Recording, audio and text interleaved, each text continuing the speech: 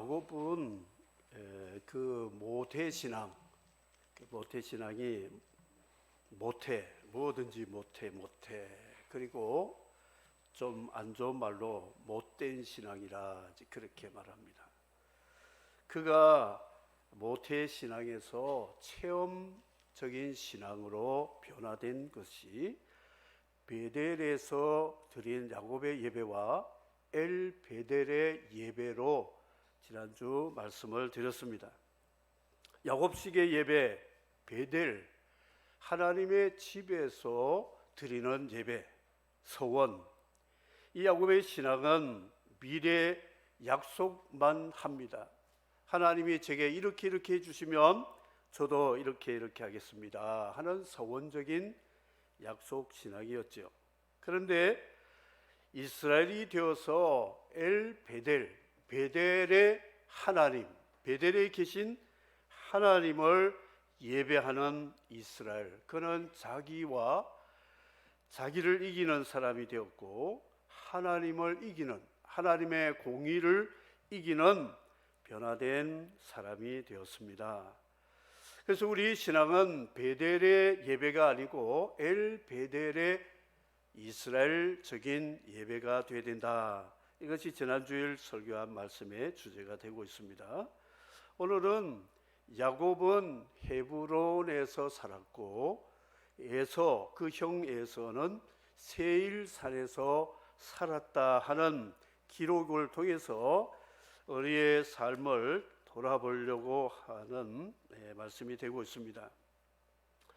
이 야곱은 헤브론에서 살았다 그랬습니다. 이 헤브론은 그 가나안 전쟁 종식한 갈렙의 전쟁 이후로 갈렙이 기업을 받은 땅이 헤브론, 다른 말로 기랏 아르바라. 그런데 이 아르바라는 사람은 아낙 자손의 아버지였습니다.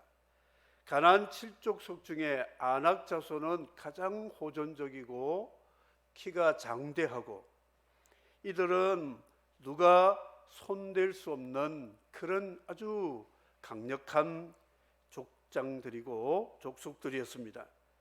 이것을 85세 난 갈렙이 신앙을 가지고 그 땅을 정복했던 곳이 헤브론이었습니다. 이 헤브론에는 아브라함, 이삭, 또 야곱, 나중에 요셉까지도 그 헤브론의 장사가 되었습니다. 헤브론에서는 하나님을 예배하는 제단이 있었고 아브라함이 최초로 가나안 땅에서 땅을 샀는데 막벨라라고 하는 무덤, 동굴을 사서 그 조상 선영을 그곳으로 정해서 후손들이 막벨라 굴에 장사 지내는 것을 굉장히 꿈꾸는 고향이었습니다. 그곳에 야곱이 엘 베델 예배 후로 아버지 이삭이 살고 있는 헤브론으로 가서 살면서 거기서 형제가 두 사람이 화해하고 장례식을 마치고 에서는 세일산으로 갔고 야곱은 헤브론에서 정착을 하게 됨을 기록하고 있습니다.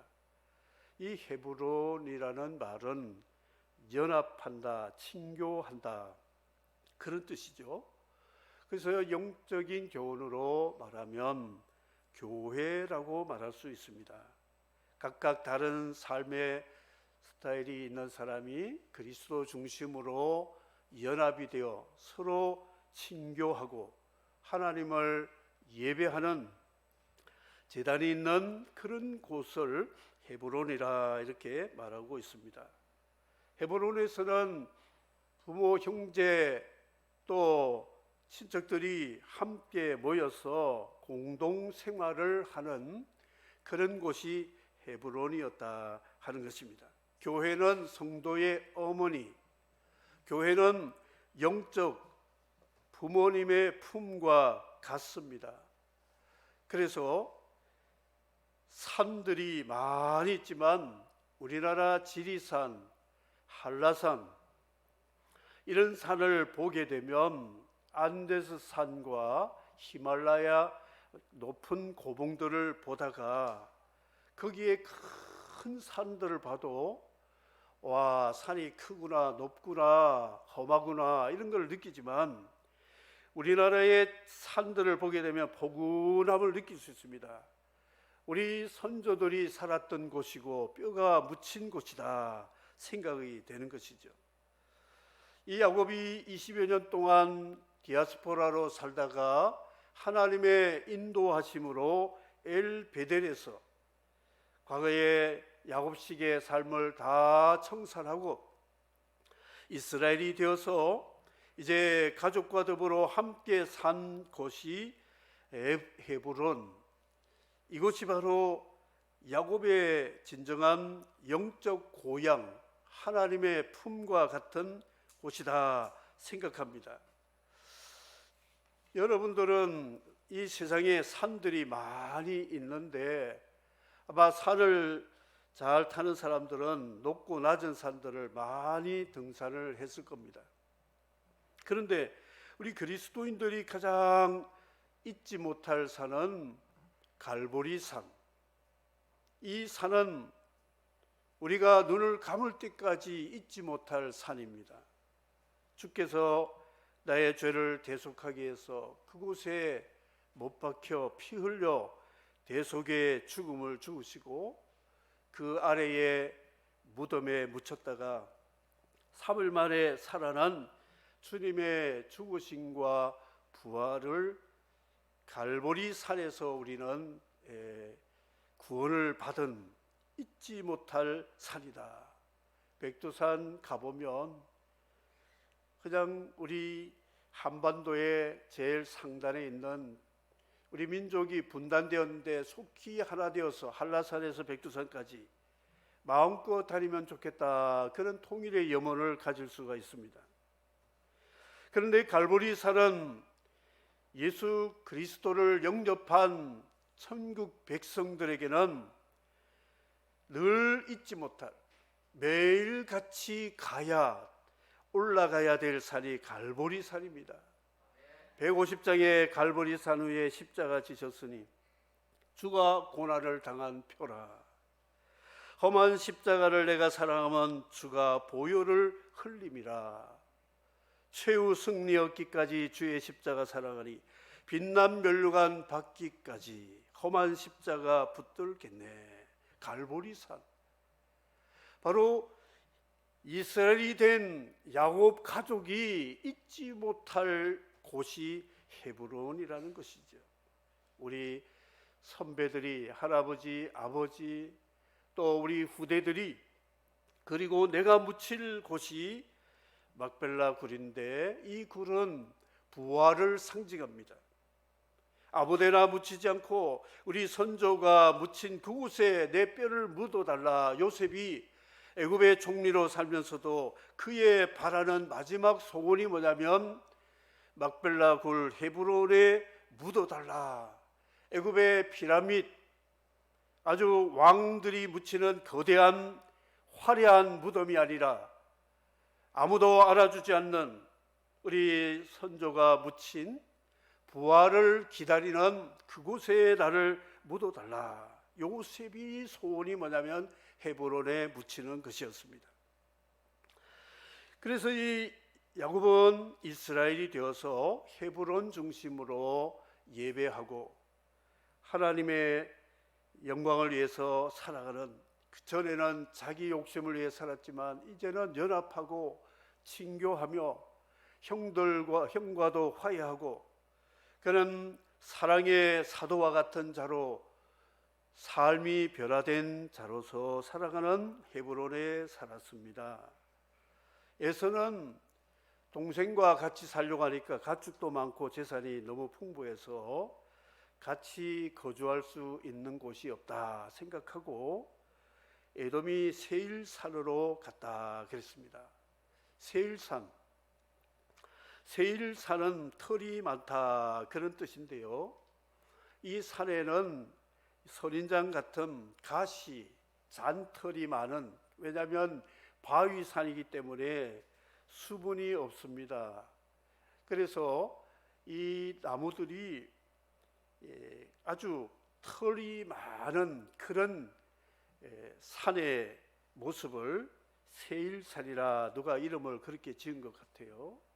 그런데 에서가 털이 많은 자다 그런 이름을 가지고, 에서의 이름은 털이 붉다, 털이 많다 그런 뜻이거든요. 자기 이름하고 꼭 맞는 곳에 살게 되었습니다.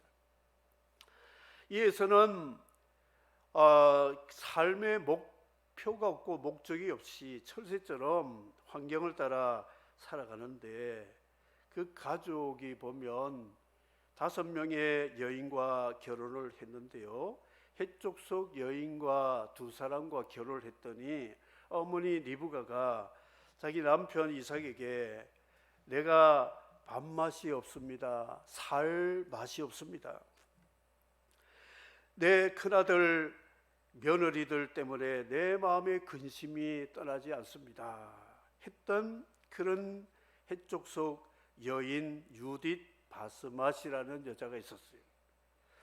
야곱을 보내면서 아버지가 축복하면서 자기 그 아람에서 아내를 얻어서 살아라 하는 것을 보고, 우리 부모님은 혈통 관계를 좋아하는구나 하고 이스마엘 딸을 얻어가지고 결혼했는데, 그 마할랏이라는 여인을 아내로 3번째로 맞이했습니다. 그리고 형도 부모도 다 떠나고 세일산에서 살다 보니까, 세일산의 원주민이 호루 족속인데, 이 호루 족속은 히위 족속, 가나안 족속의 원조가 되는 사람들인데, 이들과 정략 결혼해야 내가 이 땅의 원주민들하고 발을 붙이고 살겠구나 해서 정략 결혼을 한 여인들이 가나안족인 아다, 히위 족속의 딸인 오홀리바마라는 5명의 여인과 같이 살면서 자녀를 낳고 살았습니다. 그런데 나중에 신명기에 하나님이 모세에게 주신 규례를 보면, 에서가 얻었던 그 여인들, 가나안 종족의 아들이나 딸을 데려오거나 보내지 말아라 그렇게 말씀하고 있습니다. 에서는 하나님이 원하지 않는 비언약의 사람과 결혼해서 자녀를 낳았습니다. 야곱의 아들 12아들은 그 앞절에 석절을 할애해서 야곱의 12아들은 이러하더라 하면서 12명의 이름을 기록했습니다. 에서의 족보를 보면 43절까지 기록하면서 족장들, 부족, 그리고 왕족들, 이런 기록들이 계속되고 있다는 것이죠. 그러니까 에서의 가문은 번식이 잘 되었습니다. 왜냐하면 5명의 여인과 또 종족들 간에 서로 정략 결혼을 하면서 아들이, 손자가, 또 그 증손이 결혼하면서 인구가 굉장히 많아졌다 하는 것을 알 수가 있습니다. 이 에서의 족보를 보게 되면 굉장히 복잡합니다. 거미줄 같아요. 서로 얽히고 얽혀가지고 누가 누군지 정신 차리지 않으면 한두 절 읽다가 보면 구절을 놓쳐버립니다. 그래서 에서의 족보는 인구는 많은데 참 복잡해요. 근데 읽고 나서 남는 것이 무엇일까? 에서의 족보를 읽고 나서 보면 족장들이 많았다. 또 왕들은 누가 죽고 대신해서 왕이 되었다, 누가 죽고 나서 대신해서 왕이 되었다, 이런 왕 이름이 8번이나 나오고 있습니다. 이게 왕이 되는 것은 최고의 권력이기 때문에 극렬한 경쟁과 다툼이 없이는 왕이 될 수 없습니다. 그리고 족장이라는 말은 유럽의 중세 시대에 성이 많았지요. 이 성주라고 하는 것은 성의 크기에 따라서 그의 힘을 가늠할 수 있는데, 큰 성주가 작은 성주를 침략해서 빼앗아서 자기 성을 더 크게 했던 것을 볼 수 있습니다. 성이 많다는 것은 분쟁과 다툼, 구역, 영역 다툼이 참 많았다 하는 것에 증거가 되고 있습니다. 여기 에돔의 후손들 보니까 누구 족장 이야기들을 하면서 그들이 쌓은 성 이름을 계속 기록하고 있습니다. 바로 이들은 서로 권력 다툼, 헤게모니를 주기 위한 구역 다툼, 그리고 힘이 있으려면 그 당시는 인구가 많아야 되니까 여인들을 많이 얻어서 자녀들을 많이 낳아야 힘을 가질 수 있다 하는 원리로 살아갔다는 것이죠. 그래서 예수의 족보를 보면 하나님을 위해서 제단을 쌓고 여호와의 이름을 불렀다, 이런 기록이 눈을 씻고 봐도 없습니다. 자기들의 경제 활동, 자신들의 권력 다툼, 헤게모니 쥐고자 하는 그런 힘의 권력을 차지하려고 하는 그런 조폭의 모습을 읽어볼 수가 있습니다.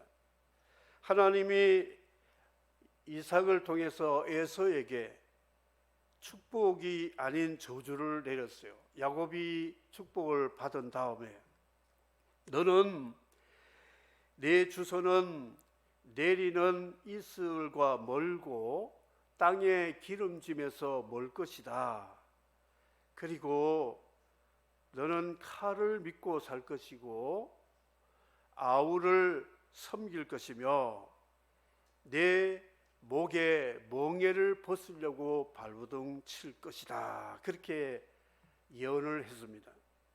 에돔이 아버지로부터 받은 축복이라는 에서의 복은 바로 그와 같은 헤브론, 하나님 중심에서 형제들이 우애하고 교통하고 연합을 해서 하나님이 이 땅에 통치하시는 왕이심을 증거하는 하나님 왕국의 신하요, 하나님 왕국의 백성으로 사명을 가지고 살아가는 이스라엘의 삶과는 동떨어진 삶을 살게 되었다는 것이죠.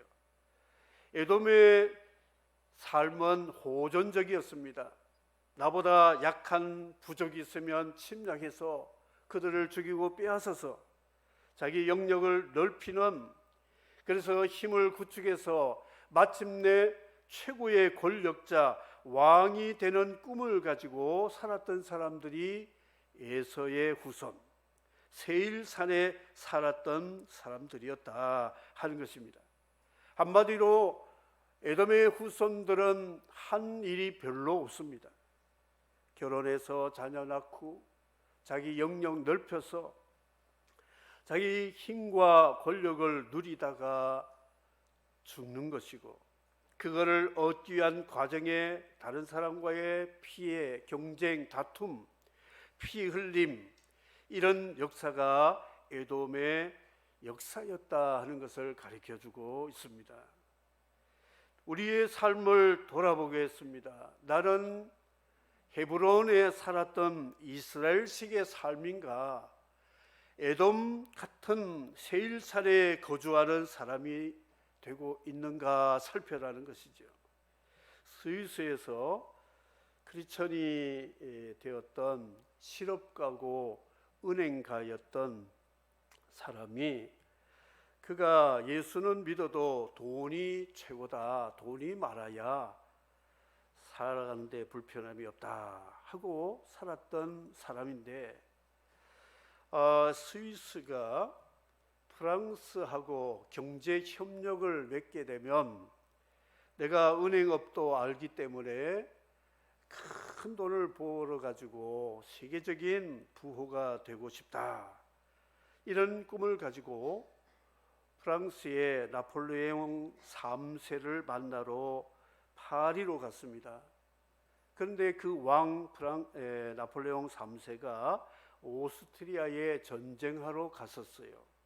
그래서 이 사람이 오스트리아 전장터까지 찾아가서 나폴레옹 3세를 만나서 프랑스 스위스 경제 협력을 얻고자 갔었습니다. 한참 전쟁이 치열한데 그 동네 사람들이, 이웃 사람들이 모여가지고 아군 적군 할 것 없이 부상자들을 마을로 데리고 와서 치혈을 시키고 치료를 하고 생명을 지켜주려고 그 피투성이 된 부상자들을 간호하는 모습을 보고 감동을 받았습니다. 그래서 자기도 얼떨결에 부상당한 그 군인들을 치료하기 시작했습니다.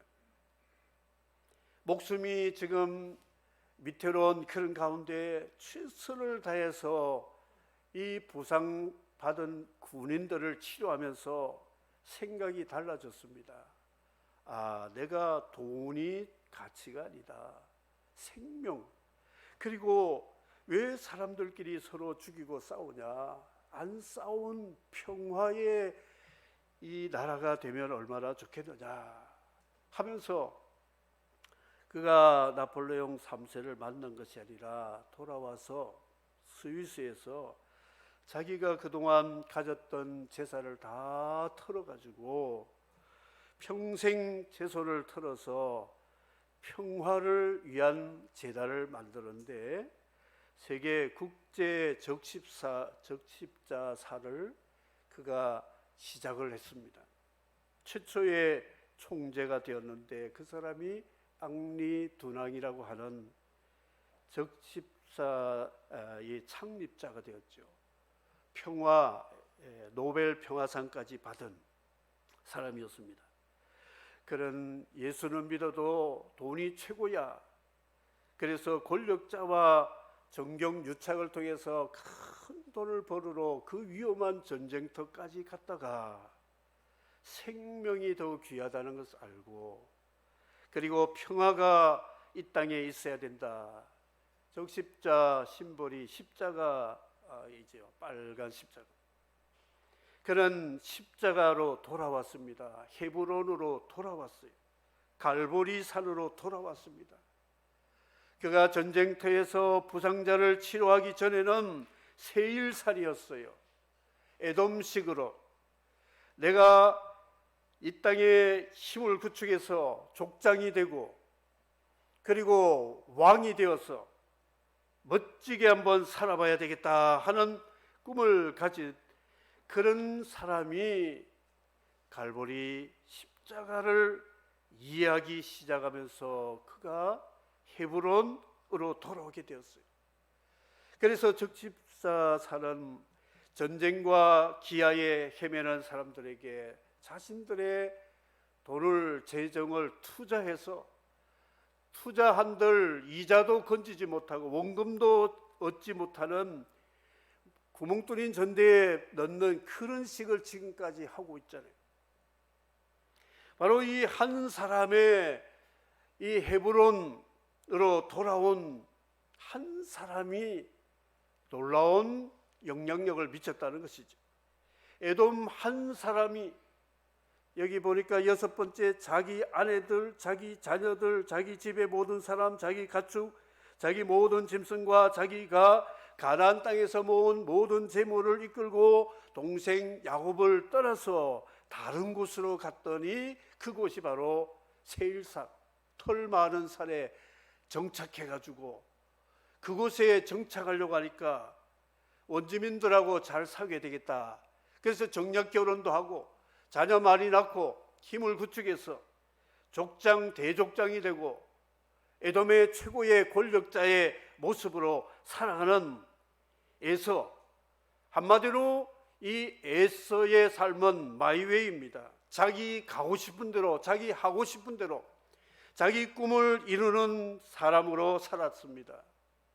야곱도 바로 그런 사람이었죠. 하나님이 그를 강권적으로 역사해서 엘 베델에서 이스라엘로 변화시켜 주시니까 그는 다른 사람으로 살게 되었습니다. 헤브론에서 살면서 그는 연합과 친교와 남을 섬기는 일에 축복자로 살아가는 그야말로 이스라엘이 되었다는 것이죠. 이 이스라엘 12 자녀들이 애굽 땅에서 번식했습니다. 430년 4대 동안 이스라엘 야곱의 후손들은 남의 나라에서 종살이를 하는 동안에 형 에돔은 자기 왕국을 건설하면서 그럴듯하게 멋지게 살았어요. 그런데 역전이 되었잖아요. 하나님은 에돔을 심판하시고 이스라엘을 에돔의 아내들의 고향들인 가나안 땅을 점령하게 해서 그곳에 하나님 왕국을 세워서 하나님 마음에 합당한 다윗을 세워서 그를 통하여 주변 국가를 하나님을 믿게 하는 선교 국가로 만들도록 하나님이 하늘의 복 땅의 기름짐, 하나님이 이스라엘을 함께 하시는 성전이 그곳에 있으면서 이들을 통한 후손인 예수 그리스도가 오셔서 갈보리에서 우리를 위하여 자신의 생명을 내어주심으로 예수 십자가 복음의 정신을 가지고 살아가는 사람을 하나님은 이 시대의 이스라엘 사람들, 아브라함의 후손이 되게 해서 이 사람들을 통하여 수많은 사람들이 복을 받게 하는 축복의 통로가 됨을 믿으시기를 바랍니다. 이것이 바로 헤브론이 우리 교회가 헤브론과 같이 되어야 된다는 것이죠. 자기 영역을 구축하고 자기 세력을 정치력으로 힘을 구축해서 약자들을 정복하고 약자들을 이용하는 그런 에돔이 아니라는 것이죠. 탈레반 북부동맹군 20년 동안 그렇게 지내다가 결국은 다시 원점으로 돌아오게 되었습니다. 에돔의 후예들의 모습은 지금 칼을 믿고 사는 것이고 남이 목에 멍에를 매면 이거를 어떻게 떨쳐버릴까 궁리하다가 기회만 되면 멍에를 떨쳐버리고 도망가고 자유를 추구하고 그러면 그보다 더 힘센 사람이 와서 또 목에 멍에를 매게 만들고 이런 역사가 바로 에돔의 역사였습니다. 우리는 하늘에 있을 땅의 기름짐 그리고 칼을 믿는 것이 아니라 하나님을 믿고 아우를 섬기니라.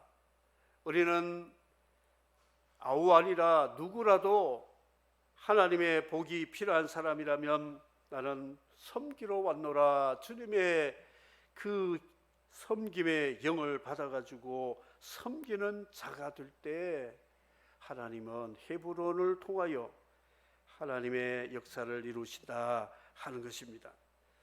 이제 저와 여러분이 내 삶을 돌아보면서 나는 지금까지 어떻게 살아왔는가? 야곱식으로 살았을까? 에서식으로 살았을까? 우리 하나님 앞에 갔을 때에 주님 앞에 칭찬받으려면 이스라엘이 되어서 헤브론의 삶을 살다가 하나님 앞에 왔습니다 할 때에 우리 머리에 면류관을 씌워주실 것이고 영광의 흰옷을 세마포를 우리에게 입혀주시고 주님과 함께 영생의 복을 누리게 됨을 믿습니다. 이 교회는 우리 소원 성취하기 위해서 기도하러 오는 곳이 아닙니다. 내 소원이 안 이루어질지라도 하나님이 나를 세상에 보낸 하나님의 소원만 내가 이루어드리면 성공적인 삶을 살았다 그런 믿음을 가지고 하나님이 저를 세상에 보낸 하나님의 목적과 사명이 무엇입니까? 그 하나님의 뜻에 내가 눈을 좀 뜨게 해주세요. 하나님이 바라는 그런 삶을 살기를 원합니다. 앙리 두낭 나이팅게일이 앙리 두낭보다도 몇 살 더 누나였어요. 그가 피렌체에서 출생했는데 영국의 사람이죠. 백의의 천사, 이 여성도 크로아티아 전쟁터에 가서 죽는 모습을 보고 적군 아군 가리지 않고 생명을 위해서 자기 목숨을 아끼지 않고 섬기다가 이 사람을 백의의 천사라 그러죠. 나이팅게일 욕하는 사람 없습니다. 바로 생명을 위해서 일하는 사람들은 다 지금까지 이 지구촌에 더 오래 살아야 될 이유가 있는 사람이고, 다른 사람의 피를 흘리고 짓밟고 자기 권력과 능력만 과시하려고 하는 사람들은 이 세상에 오래 살면 살수록 사람들에게 피해를 주는 세일산의 에돔 같은 사람이 될 수밖에 없다는 것이죠. 사랑하는 성도 여러분, 우리가 오래 살고 짧게 살고 중요하지 않습니다. 하나님 앞에 내가 어떻게 사느냐, 이게 에서의 나이에 보니까 180세라. 족장들 중에서 제일 장수한 사람이 이삭이었습니다. 야곱의 아버지. 그 아버지 아브람보다 5년 더 살았죠. 야곱은 175세. 이게 뭘 상징하느냐?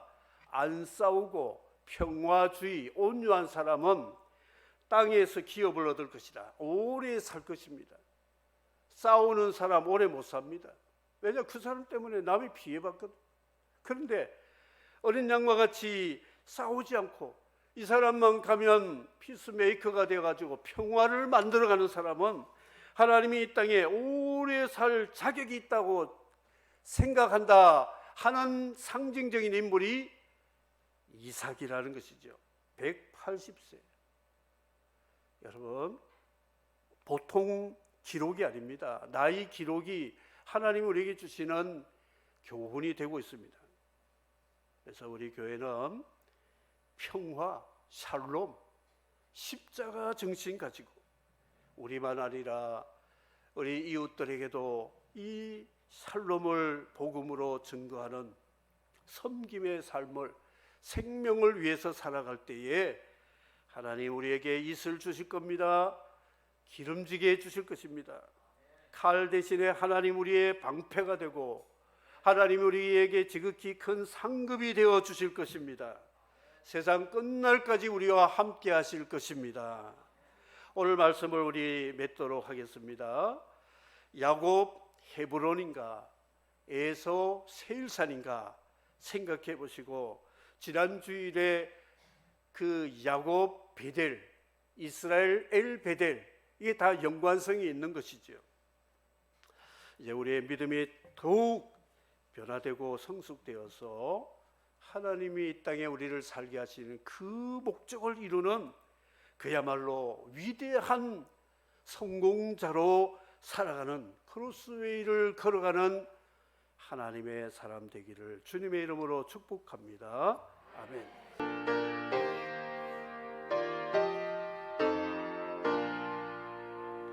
주 하나님 독생자 아낌없이 우리를 위해 보내주셨네. 십자가에 피 흘려 죽으신 주, 내 모든 죄를 대속하셨네. 주님의 높고 위대하심을 내 영혼이 찬양하네. 주